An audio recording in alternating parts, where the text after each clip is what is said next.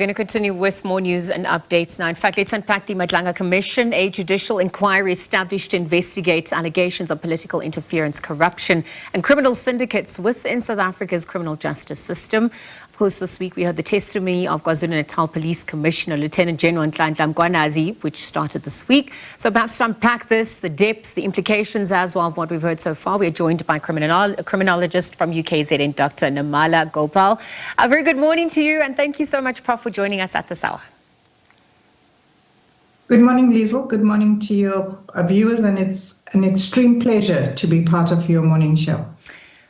There's a lot that needs to be unpacked. There are so many more questions and answers, but let's see what we can achieve during this time. Perhaps we could look at what has now happened. Lieutenant General Mkhwanazi has stepped forward to reveal what he calls political interference and corruption.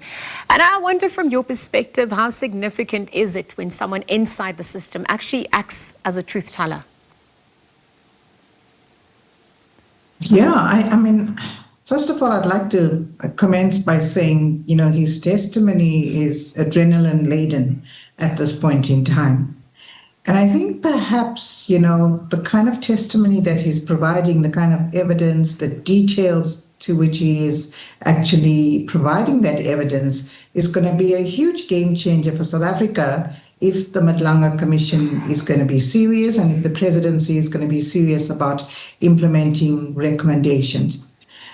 I think very importantly is to have an insider, I think not just an insider, but the kind of homework that he has done to produce the information that he is currently presenting is just so amazing. And for me, watching and listening to him, I'm so intrigued by the meticulous nature in which he provides that testimony. He leaves no stone unturned. And I think in his, he's an act on his own. And what he's saying to South Africans is that believe in some of us, because not all of us are corrupt, not all of us are part of criminal syndicates, and not all of us in the police service are actually undermining the integrity of the service. And I think in him, the majority of South Africans, as well as international actors, are seeing hope for South Africa through his testimony, and largely because it's coming from an insider perspective. Yeah.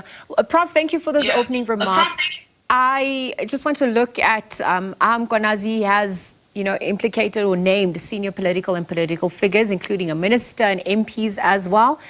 I wonder what such a direct implication does for such high-ranking officials. But also, during his testimony, what was equally powerful, of course, was what he didn't say. So there were certain names, there were specific people that he did not mention. And if we're looking at what's transpired, what do these omissions also allude to as we continue with this commission? So, Liesl, I think part of my own understanding is that part of those omissions are probably because he might not have prima facie evidence at this point in time, but also probably because he doesn't want to be sued for various reasons should the information not be watertight.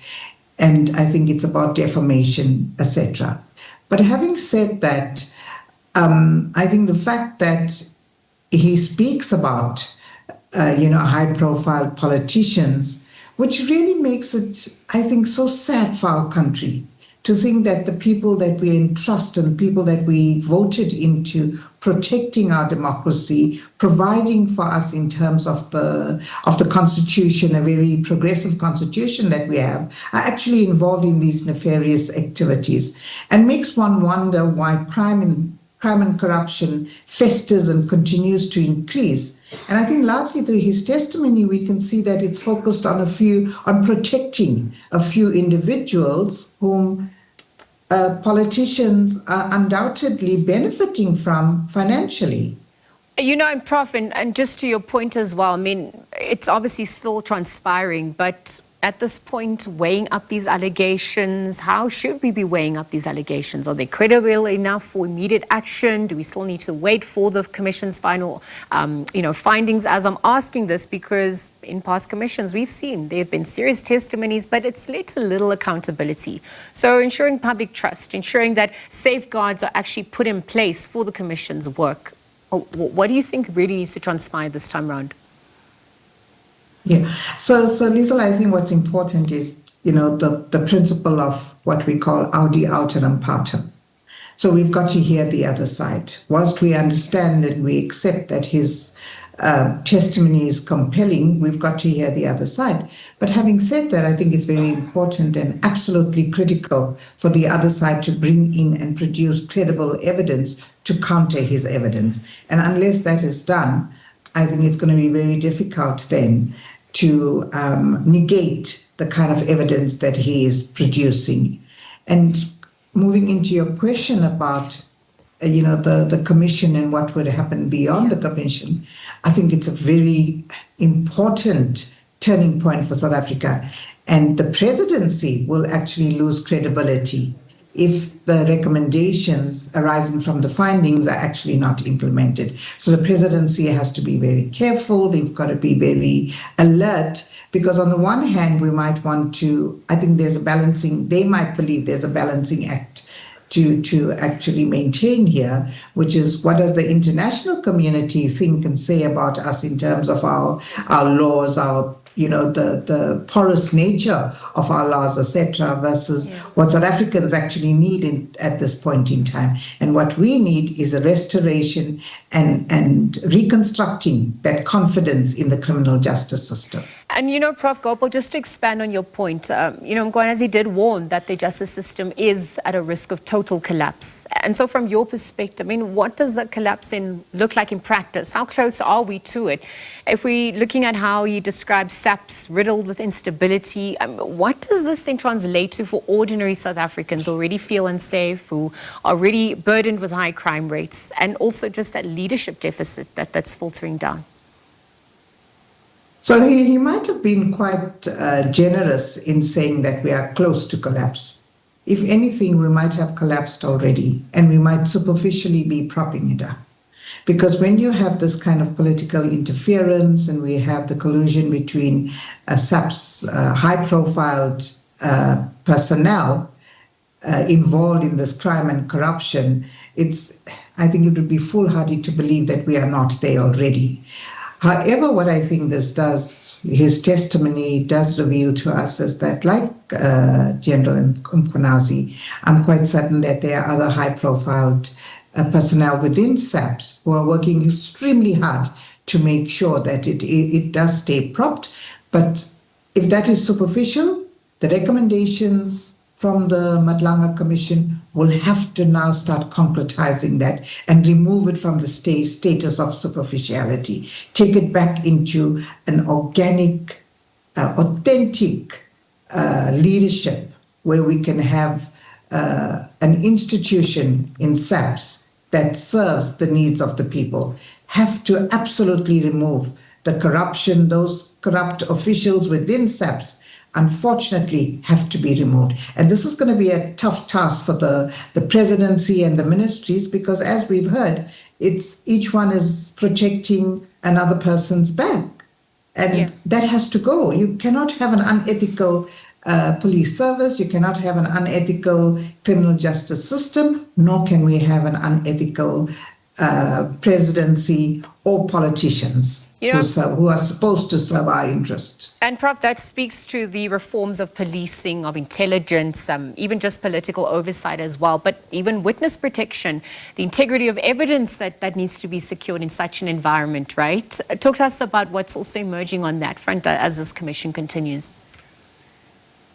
Yes, so Liesl, we've known historically how whistleblowers were not given proper protection. And, one of the consequences of that is whistleblowers then are reluctant. Their families are reluctant for them to even come forward. So we absolutely need,